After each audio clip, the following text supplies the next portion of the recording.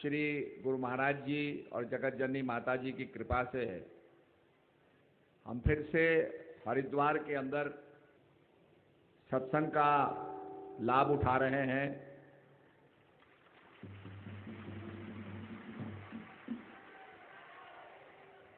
After a long wait, today by the grace of Shri Guru Maharaj Ji and Jagat Janni Mata Ji, we are congregating in Haridwar for satsang. This is a very great opportunity. और बड़ा यहाँ मानव समाज आया हुआ है। मैं सभी से अपेक्षा करूंगा कि धैर्य का परिचय देते हुए और जो सुविधाएं चाहे भंडारे की हो उसमें धैर्य का परिचय देते हुए और आराम से बैठ करके सत्संग का श्रवण करें। जब हम सत्संग का श्रवण करेंगे तो वह हमारे जीवन में भी उतरना चाहिए और हमारे जब जीवन को स्पर्श करेगा तो हमारे जीवन को बदल डालेगा। इसलिए सुन समझहि जन मुदित मन, मज्जहि अति अनुराग, लह चार फल अछत तनु, साधु समाज प्रयाग। साधुओं का जो सानिध्य है ये अपने आप में एक तीर्थ के समान है। जहां यह माना जाता है कि आदमी डुबकी लगाता है, सबमर्ज हो जाता है, अपने आप को पूरी तरीके से समर्पित कर देता है, जैसे लोग गंगा जी में जाके डुबकी लगाते हैं, नाक और मुंह बंद करके पूरा शरीर को पानी के सतह के नीचे ले जाते हैं। उसका अभिप्राय यही है कि हम पूर्ण रूपेण समर्पण करें और जब हम हृदय खोल करके सुनते हैं, समर्पण करते हैं, सम्मर्ज हो जाते हैं, तब वो हमारे जीवन को बदलता है। जिसको कहा गया कहा को है पिक बको मराला, सुन आश्चर्य जन कोई, सत्संग गति महिमा नहीं गोई। बंबई में आजाद मैदान में कार्यक्रम हो रहा था और उसमें बड़े बड़े विद्वान थे जो प्रवचन भी देते थे, कथा भी सुनाते थे। तो वो सुनाते तो थे पर जानते नहीं थे। हमने शास्त्रों को पढ़ा, शास्त्रों के बारे में सुना दिया, गीता पढ़ी, गीता को कंठस्थ किया, गीता के बारे में सुना दिया। पर जो ज्ञान भगवान कृष्ण ने अर्जुन को दिया, जो अनुभूति भगवान कृष्ण ने अर्जुन को कराई, वो अनुभूति तो नहीं हुई। तो मुझे याद है कि महाराज जी ने आदेश दिया कि भाई इनको उपदेश दो, और उनको किसी पड़ोसी के घर में ले जाकर के उपदेश दिया गया। और उपदेश देने के बाद जब वो आए तो आकर के उन्होंने कहा कि भाई हम तो केवल मात्र जो पढ़ा है वो बोलते थे, जानते नहीं थे। पर आज सचमुच में श्री गुरु महाराज जी ने जो ज्ञान दिया है उससे हमें अनुभूति हुई है, उससे हमें प्रैक्टिकल एक्सपीरियंस हुआ है और अब हमें पता चला कि हम जो सुनाते थे उसका क्या अर्थ है। तो बड़ा जनता बैठी थी, तो उन्होंने कहा पहले हम बोलते थे, पक्षी की तरह कहते थे, जो पढ़ा है वो सुना दिया, पर अनुभूति तो नहीं हुई। इसीलिए दरबार के सत्संग में अनुभूति की चर्चा की जाती है। Experience is the most important thing. और वो अनुभूति हमारे जीवन को बदलती है। अर्जुन भगवान की शरणागत आता है, उसे ज्ञान प्राप्त हुआ, उसको अनुभव हुआ। दुर्योधन को अनुभव नहीं हुआ, दुर्योधन के 100 भाइयों को अनुभव नहीं हुआ। यहां तक आता है कि संजय ने जो दिव्य दृष्टि से देखा और धृतराष्ट्र को सुनाया कि भाई ऐसा युद्ध हो रहा है और ये सब कुछ हो रहा है। धृतराष्ट्र पूछते हैं कि युद्ध की इच्छा लिए हुए मेरे बेटे क्या कर रहे हैं। वेदव्यास ने सबसे पहला ऑप्शन तो धृतराष्ट्र को दिया कि मैं आपको ऐसा फैकल्टी देता हूं, ऐसा साधन देता हूं कि आप सारी लड़ाई को देख सकेंगे। वैसे तो धृतराष्ट्र देख नहीं सकते थे, पर उन्होंने कहा मैं आपको दिव्य दृष्टि देता हूं, ऐसी फैकल्टी देता हूं। तो धृतराष्ट्र ने कहा मैं अपने पुत्रों का वध अपनी आंखों से कैसे देखूंगा। तो ये जो फैसिलिटी है ये आप कृपा करके संजय को दे दीजिए। अब संजय बैठा है इंद्रप्रस्थ में धृतराष्ट्र के सामने। धृतराष्ट्र पूछते हैं मेरे पुत्र जो युद्ध की इच्छा लिए हुए हैं, संघर्ष करने जा रहे हैं, क्या कर रहे हैं बताइए। तो संजय बताता है।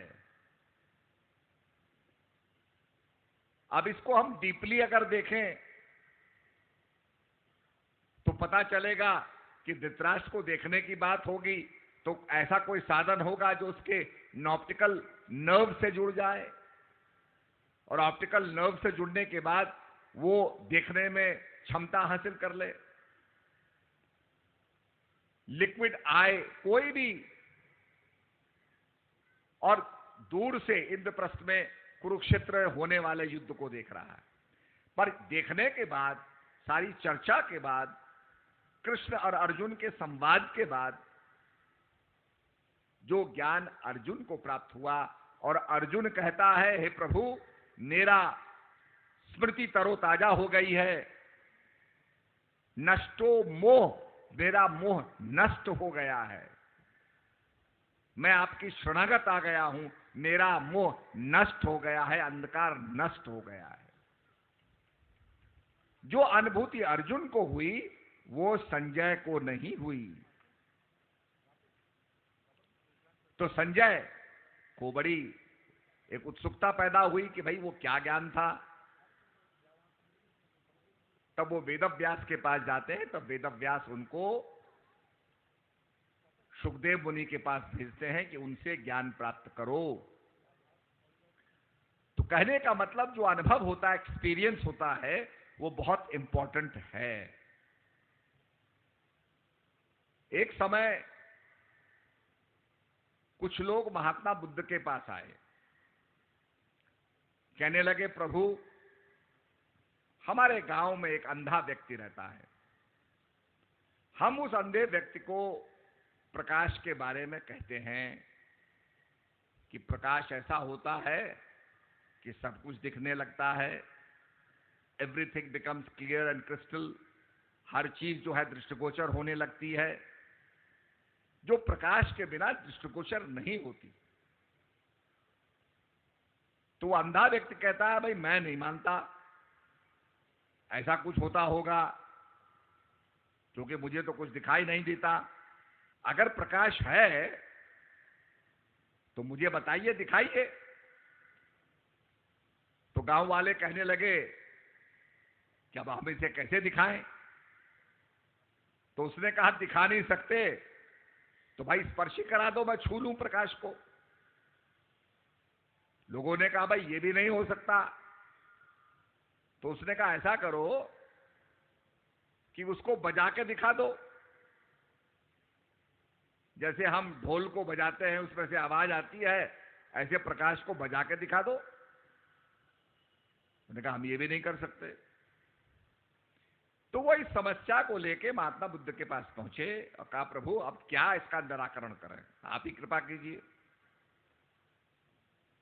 बुद्ध ने बात की तो संदेह ने कहा साहब या तो मुझे दिखा दो, या बजा के दिखा दो, या स्पर्श करा दो, मैं छू लूं। तो बुद्ध ने कहा भाई ये मेरा विषय नहीं है, इसका समाधान तो तभी होगा जब इसकी आंखें ठीक होंगी। ये जो आंखों का अंधा है इसकी आंखों की चिकित्सा कराओ। तो गांव वालों ने महात्मा बुद्ध की बात को माना, वैद्य के पास ले गए। वैद्य भी गुणी वैद्य था, उसने चिकित्सा शुरू की। सौभाग्य से उस अंधे की चिकित्सा हो गई और वो देखने लगा। अब जब देखने लगा तो उसे पता चल गया प्रकाश क्या है, व्हाट इज लाइट।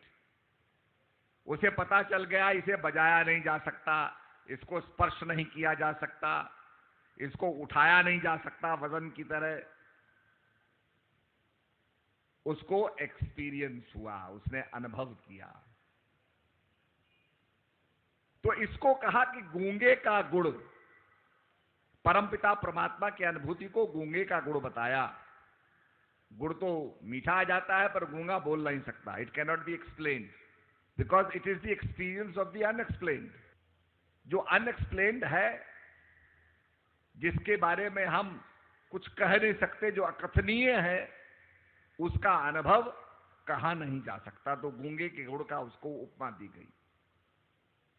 तो सत्संग के अंदर बड़े भाग्य पाइए सत्संगा, बड़े भाग्य से सत्संग मिलता है, क्योंकि सत्संग के अंदर सत्य से संग कराया जाता है। The man becomes United with the truth. और जब हमारे स्क्रिप्चर्स कहते हैं in the beginning was the word was with God and the word was God and the word turned into flash. अब इसमें अगर आप उसको सोचें, वर्ड के बारे में सोचें, शब्द के बारे में सोचें, शब्द ब्रह्म के बारे में सोचें, जिसके बारे में भगवान भगवान कहते हैं सबसे पहले मैंने ज्ञान सूर्य को दिया। वो शब्द ब्रह्म, अक्षर ब्रह्म, जिसका नाश नहीं होता, अविनाशी है। और अगर हम कहें in the beginning was energy, the energy was with God and the energy was God and the energy turned into flash, into matter. उस शक्ति का परिवर्तन मैटर के रूप में हुआ, जिसे हम कहते हैं the word turned into flash. आखिर ये पदार्थ कहां से आया? जब हम आइंस्टाइन के फॉर्मूले को पढ़ते हैं E equals to mc squared, तो ये जो मास है, ये जो पदार्थ है, ये जो मैटर है, ये शक्ति से ही आया। शक्ति का ही स्थूल रूप मैटर है। और इसीलिए माना गया कि the energy can neither be created nor it can be destroyed. शक्ति का जन्म नहीं होता, शक्ति का नाश नहीं होता, यह विज्ञान कहता है।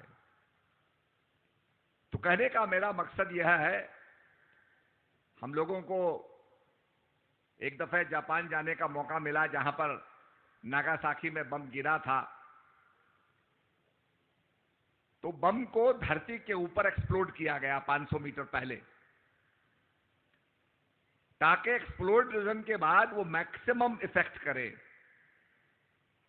सबसे ज्यादा विनाशकारी प्रभाव वो डाले। तो उसकी गर्मी से टंकियां, पानी की टंकियां पिघल गई, रेल की पटरियां मेल्ट कर गई, उसकी गर्मी से आदमियों के कपड़े जल गए, आदमियों की चमड़ियां जल गई।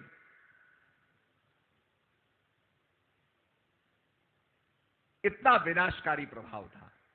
और वैज्ञानिकों ने कहा कि भाई जहां पर ये बम फटा है, अब ये कोयला बन गई जगह।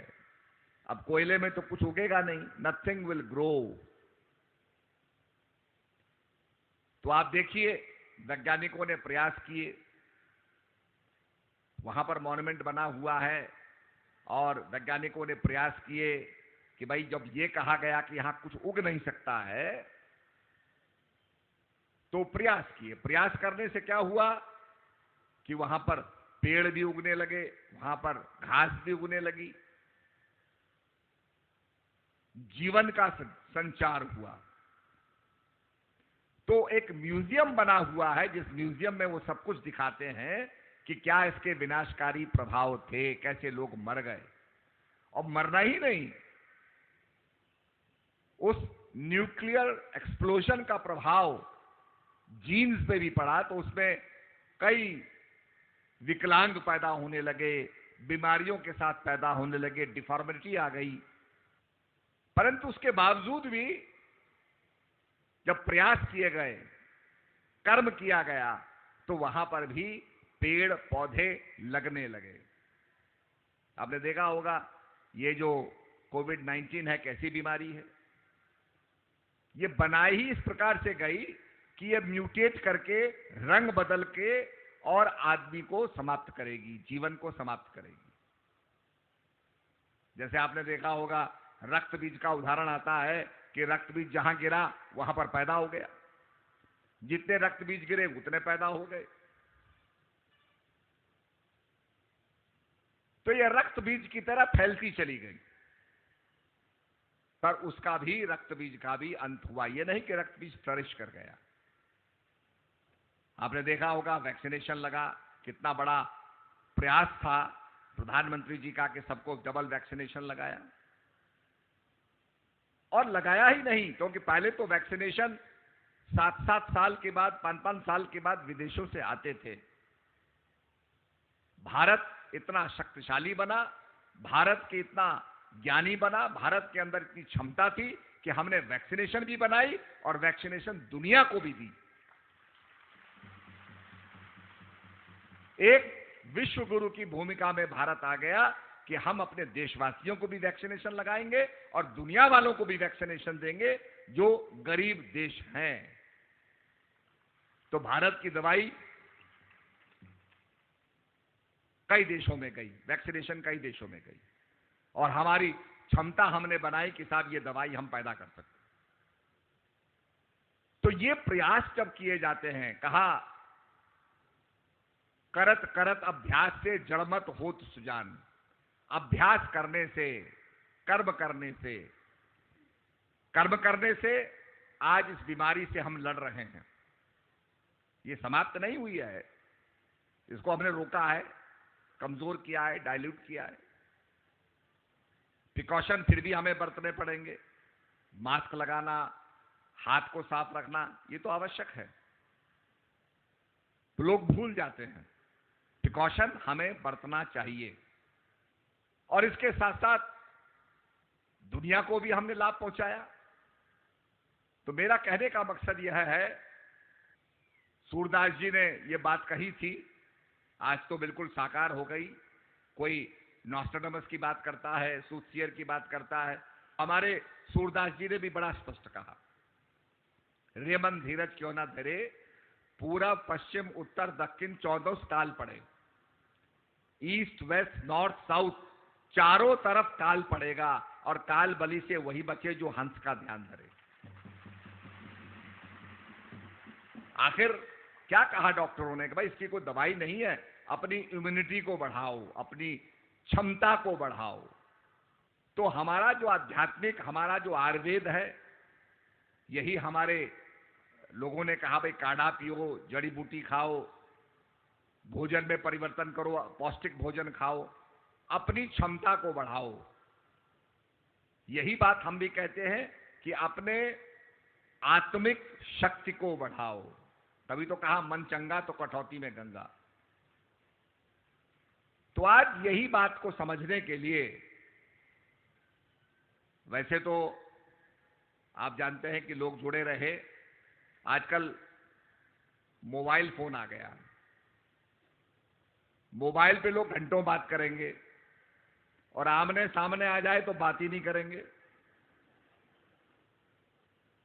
तो कहने का मतलब हम टेलीफोन के जरिए बातें करते हैं, ज्यादा घंटों घंटों बातें करेंगे और आप आमने सामने बैठा दो आदमी के तो कुछ बोलेगा ही नहीं वो। पर यह है कि आदमी जुड़ा रहता है। तो ज्ञान के तार से हम जुड़े हुए थे, वी वर कनेक्टेड। और इसीलिए भजन सुमरण का संदेश हमेशा दरबार से दिया जाता है कि सुमरण सुरत लगाए के मक्ते कछु ना बोल, बाहर के पट बंद कर अंदर के पट खोल। जो फिजिकल के पट बंद करके आंतरिक पट को खोलो। तो जिन्होंने भजन किया, सेवा की, वो इसको संघर्ष करते करते सफल हो गए। आज हम उन्हें भी याद करते हैं, उनके प्रति भी हमारी श्रद्धांजलि हम अर्पित करते हैं जो हमको बिछड़ करके चले गए। तो इसलिए गुरु महाराज का यही संदेश होता है कि भाई नाम जप कलु आयु कलु आयु, यही कलिकाल है। This is the age of darkness. तो इसमें नाम का भजन करना है, नाम का सुमिरन करना है। We have to meditate on the name of God. और यही हमें इस कलिकाल के प्रभाव से बचा सकता है। हमारी आत्मशक्ति मजबूत होगी। योग को कहा चित्तवृत्ति दुर्दश्च योगा, चित्त की वृत्तियों का निरोध होगा, हम शक्तिशाली होंगे, आत्मिक शक्ति हमारे साथ होगी। जैसे आपने देखा स्वच्छता अभियान है, कूड़ा हटाओ, साफ करो। अपने अंदर का कूड़ा भी हमको बाहर निकाल के फेंकना है। अंदर की स्वच्छता भी चाहिए, मन की स्वच्छता भी चाहिए, तभी हमारा जीवन सफल होगा। हम हरिद्वार आए हुए हैं, यह हरि का द्वार भी है और शंकर का द्वार भी है। और लोग ये मानते हैं कि गंगा जो है पहाड़ों से उतर करके मैदानी इलाके में आती है। बड़ा पुराना इतिहास है हरिद्वार का। आपने कनखल सुना होगा, कनखल के नजदीक से बहती है। पहले तो हम कनखल में ही रहते थे और शाम को प्रेमनगर आश्रम में आते थे। उस समय चारों तरफ जंगल ही जंगल था। तो कनखल का मतलब कौन खल यहां तर नहीं सकता, सबका उद्धार करने वाला क्षेत्र। यहीं पर दक्ष का राज्य था, यहीं पर यज्ञ हुआ जिसमें सती जो है यज्ञ में समा गई। दक्ष का यहीं पर राज्य था और दक्ष की शंकर भगवान से बनती नहीं थी। वो सोचता था शंकर औघड़ है, घूमते रहते हैं, वो अपने को ज्यादा सुपीरियर आर्य मानता था। तो जब उसके यहां यज्ञ हो रहा था उसने शंकर जी को नहीं बुलाया। पार्वती को पता चला तो पार्वती ने कहा मैं जा रही हूं। शंकर जी ने कहा देखो बिना बुलाए जाना नहीं चाहिए। बोला अपने पिता के घर कोई निमंत्रण थोड़ी आता है, पिता के घर तो जा सकता है। पर जब सती आई तो उसने देखा कि भगवान शंकर का यहां अपमान हो रहा है और वो अपमान को सह नहीं सकी, अपने पति के अपमान को सह नहीं सकी और अग्नि में प्रविष्ट हो गई। अग्नि में प्रविष्ट क्या हुई, भगवान शंकर को पता चला तो सारा यज्ञ ही नष्ट भ्रष्ट कर दिया। और इतने व्याकुल हुए शिव कि सती के शव को लेकर के वो तांडव करने लगे, चारों तरफ त्राहिमाम त्राहिमाम होने लगा। तो भगवान विष्णु ने सुदर्शन चक्र से अंग काटने शुरू किए, तो जहां जहां अंग गिरे सती के वो सिद्ध पीठें बन गई। तो यही वो स्थान है जो सोर्स है जहां से सारी शक्तिपीठें यहां से जुड़ी हुई। तो मेरा कहने का अभिप्राय यह है कि इसी प्रकार से हरिद्वार का अपने आप में बहुत बड़ा महत्व है। श्री महाराज जी ने यहां आश्रम की स्थापना की, उसका नाम प्रेम नगर रखा, जिसका मकसद है कि हमारे अंदर मानव प्रेम होना चाहिए। मनुष्य मात्र के प्रति प्रेम होना चाहिए, मनुष्य के भला करने का भाव होना चाहिए, परमार्थ हमारे अंदर होना चाहिए। और उसी भावना से जब माता जी का जन्मोत्सव मनाया गया, जयंती मनाई गई, तो लोगों ने फलों का वितरण किया, चीजों का वितरण किया, जिन लोगों के पास नहीं था उनको दिया। तो ये मानव धर्म और मानव प्रेम का ही कारण है जो हम जनता की सेवा करते हैं। ये भाव हमारे अंदर है। श्रद्धे जी ने और सुयश जी ने जो गरीब बच्चे थे उनको पुस्तकें बांटी, जो मिशन एजुकेशन के तहत लोगों को किताबें बांटी। और किताब तो कोई भी बांट सकता है, पर उसके पीछे जो भावना है वो भावना परहित की थी। परहित सरस धर्म नहीं भाई। एक कोयंबटूर में एक सेठानी थी, तो सरदेव जी ने समझाया कि भाई जो तुम्हारी किताबें होती हैं उसमें कुछ पन्ने खाली होते हैं, इकट्ठा करके और उसकी कोई पुस्तक बन जाए तो गरीब बच्चा उसमें काम कर सकता है। तो उसके बच्चों की बहुत सी किताबें थी, अनयूज्ड किताबें थी, वो सब लेकर के गई, बाइंडर के पास गई। उसने कहा, बाइंडर से कहा कि भाई इसको जरा इसमें से जो साफ साफ पन्ने हैं वो निकाल के बाइंड कर दो कि किताब बना दो। तो उसने कहा, बीबी जी ये क्या कर रही हो आप तो पैसे वाली हो, नई किताबें खरीदो, ये क्या लगी हो। तो सेठानी ने कहा, नहीं भाई, हमारे श्रद्धे जी ने कहा है कि तुम्हारे पास अगर कोई चीज ऐसी अनयूज्ड पड़ी है तो किसी गरीब बच्चे को दो। तो उनका भाव यह है कि मैं ये किताब बना दूं, मैं जो भी बाइंडिंग का पैसा होगा मैं तुम्हें दे दूंगी, तुम चिंता ना करो। तो उसने कहा, बीबी जी आप इतना अच्छा काम कर रही है तो मैं भी बाइंडिंग करूंगा, तो मैं फ्री करूंगा, मैं पैसा नहीं लूंगा। ये मिशन एजुकेशन के पीछे ये भाव था कि ये भाव लोगों के अंदर पैदा हो। देने वाला, किताब को बाइंड करने वाला, लेने वाला, बांटने वाला, सबके अंदर परोपकार का भाव, परमार्थ का भाव हो। अमीर आदमी गरीब आदमी को देता कोई बड़ी बात नहीं है, पर उसके अंदर भावना होनी चाहिए। जब किताबें बांटी गई, काफी किताबें बटी, तो एक बच्चे ने किताब में लिखा कि मैं ये किताब दे रहा हूं, जिस बच्चे को मिले मैं उसको बहुत बहुत उसको विश करना चाहता हूं कि उसका भला हो। तो बच्चों के अंदर ये भावना इनकलकेट की, ये भावना पैदा हुई कि हम जिसके पास नहीं है उसको हम दें। कई बच्चों ने माता पिता से आग्रह किया, नहीं आपको देना है, ये अच्छा काम है। उनको पता लगा ये अच्छा काम है। कई स्कूलों में डब्बे रखे गए। जब डब्बे रखे गए तो प्रिंसिपल ने कहा, अरे क्या कर रहे हो, कौन किताबें डालेगा, कौन डालेगा इनमें चीजें। उन्होंने बड़ा सामान्य समझा, पर जब किताबें डलने लगी और वो डल करके उनको बाइंड करके पैकेट बना के दिया जाने लगा, तो लोगों को उसका प्रभाव पता चला। हमने भी प्रधानमंत्री जी को, और हम और अमृता जी गए, पूरा हमने मिशन एजुकेशन दिखाया। तो प्रधानमंत्री जी ने पूछा, भाई इसमें कितना पैसा लगता है। हमने कहा कुछ नहीं लगता इसमें, जिसके पास है उसका हम लेकर के, जिसके पास नहीं है उसको देते हैं। ये समाज का समाज में ही जाता है, इसमें कोई पैसा नहीं लगता। और ये कई देशों के अंदर फैला, कई देशों में गया और इसकी भूरी भूरी प्रशंसा हो रही है। और मैं समझता हूं अगर हम ये लोग अपनाएं तो इसमें बहुत कुछ हो सकता है। तो अच्छे काम जो है समाज के अंदर अनुकरणीय होते हैं, उनको फॉलो करना चाहिए। प्रचार है, अगर हम लोगों को जगा सकते हैं, अवेकनिंग कर सकते हैं। श्री महाराज जी कहते थे, हमने किसी को खाना दिया, उसने भोजन किया, शाम को फिर भूख लग जाएगी, अगले दिन फिर भूख लग जाएगी। पर अगर किसी को हमने ज्ञान दिया तो ज्ञान के जरिए अपना वो पालन पोषण कर सकता है। तो नॉलेज वैसे ही अपने आप में सर्वोपरि है। इसीलिए यहां ज्ञान की चर्चा की जाती है और आत्मानुभूति की चर्चा की जाती है। आपको याद होगा हमारे दरबार में महात्मा फकीरानंद जी होते थे, तो बहुत बड़े रामायणी थे, रामायण कंठस्थ थी, जगह जगह उनके प्रवचन बिहार के अंदर होते थे। अब उन्हें कुछ प्रेमी मिले,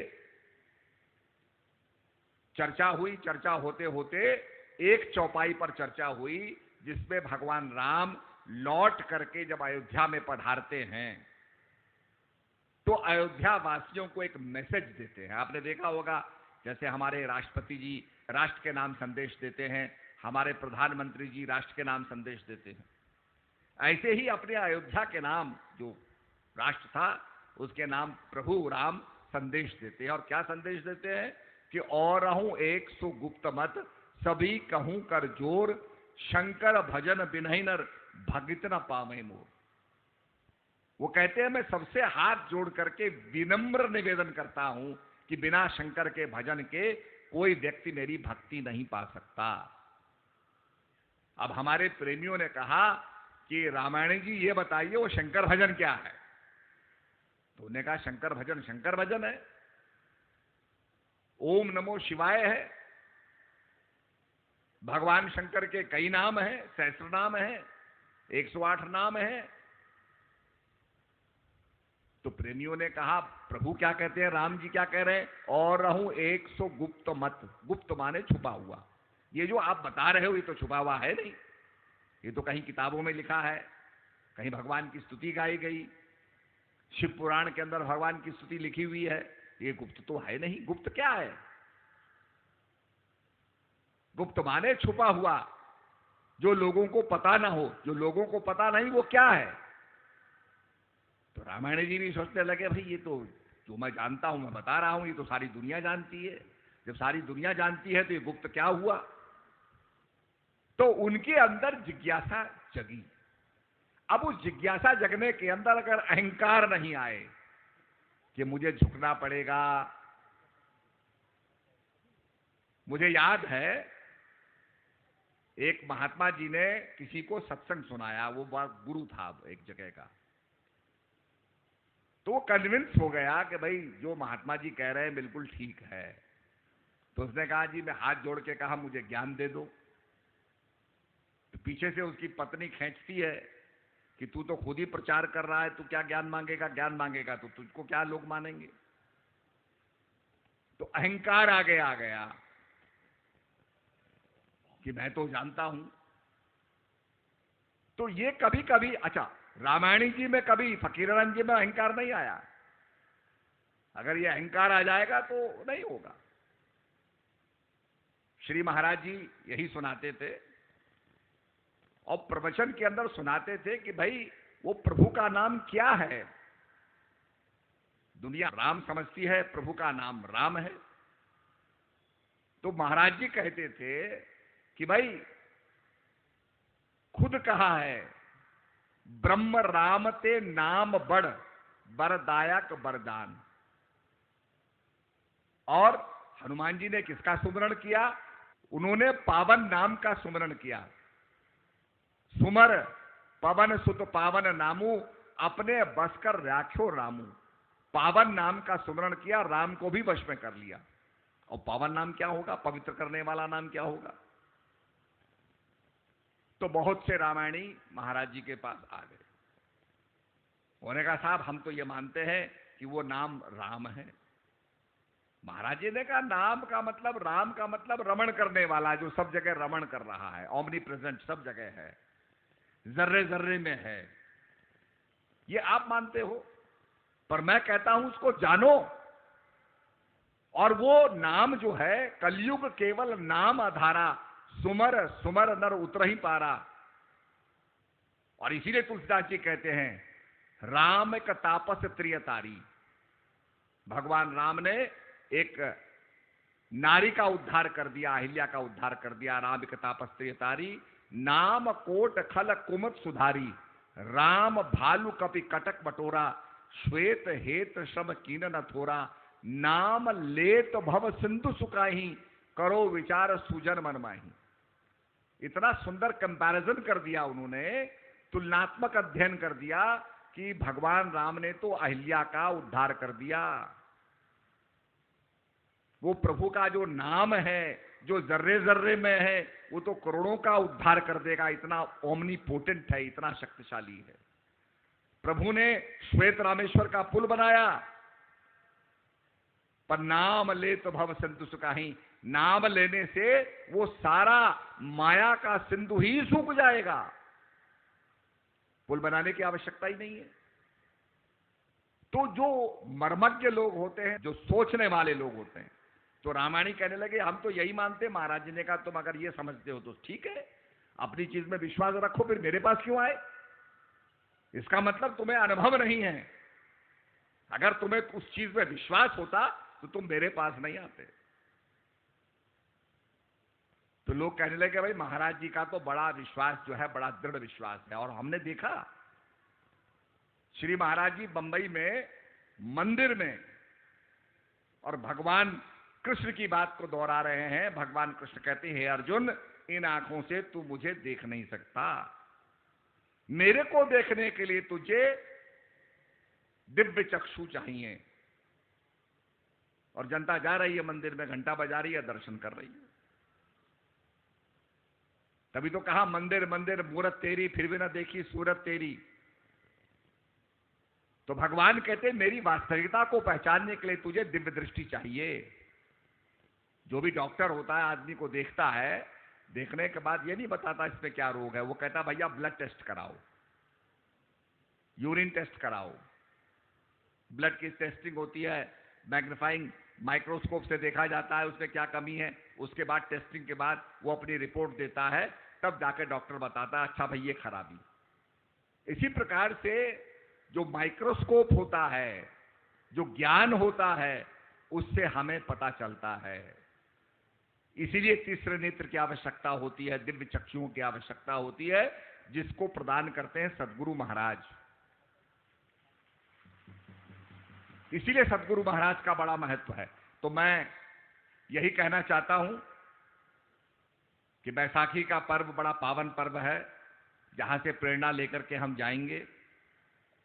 बहुत से तो लोग आ भी नहीं सके क्योंकि आश्रम संभालने थे, बहुत दूर से आ भी नहीं पाए। पर आज टेलीविजन के जरिए हमारा संदेश कई देशों में जा रहा है। Many people in the different countries are watching this programme, internet के जरिए और आपके साधना चैनल के जरिए, ताकि लोगों को लाभ मिले और प्रेरणा मिले। जैसे आपका वैक्सीनेशन का डबल डोज आपको कोरोना से बचाता है, ऐसे ही प्रभु का नाम का जो डोज है ये आपको माया की बीमारी से बचाएगा। तो आइए प्रभु के नाम का सहारा लें, अपने जीवन में उसको अंगीकार करें, तब जाके युग परिवर्तन होगा। युग परिवर्तन के लिए हमें आसमान को नहीं बदलना, युग परिवर्तन के लिए हमें धरती को नहीं बदलना है, युग परिवर्तन के लिए हमें पानी को नहीं बदलना है, युग परिवर्तन के लिए मानव के हृदय को बदलना है। जब मानव के हृदय को बदलोगे तब युग परिवर्तन होगा। तो इसलिए भारत अपनी आत्मशक्ति को समझे, जो स्पिरिचुअल हमारी भूमिका है उसको हम समझें। भारत ने हमेशा नेतृत्व दिया है और आज शांति का जो संदेश है वो भारत से निकल करके दुनिया में जाना चाहिए। योग का प्रचार प्रसार भारत से हुआ, आसन के जरिए, योग के जरिए, जिसकी परिभाषा ही है चित्त वृत्ति निरोधस्य योगा। चित्त की वृत्तियों का निरोध ही योग है। योग युज धातु से बना है। योग का मतलब जोड़ना, मिलन करना। जब अपने मन को हम कनेक्ट कर देते हैं, आपने देखा होगा मोबाइल फोन कनेक्ट हो जाए नेटवर्क के साथ तो सारी दुनिया में बात कर सकते हो। ऐसे आपका मन कनेक्ट हो जाएगा तो आप उस शक्ति से कनेक्टेड हो जाओगे। तो इसीलिए बहुत आवश्यक है कि हम अपने जीवन के अंदर उस अनुभव को प्राप्त करें और सत्संग और सेवा से, जैसे कोई पौधा है उसको पानी भी चाहिए, धूप भी चाहिए, खाद भी चाहिए, ऐसे सत्संग और सेवा बहुत जरूरी है इस आत्मरूपी पौधे को लगाने के लिए। तो मुझे आशा है कि आप यहां से प्रेरणा लेके जाएंगे और यहां सत्संग सुन करके लाभ उठाएंगे और अपने जीवन में परिवर्तन लाएंगे। इन्हीं शब्दों के साथ सबको मेरा दुआ आशीर्वाद। हरिओम तत्सत।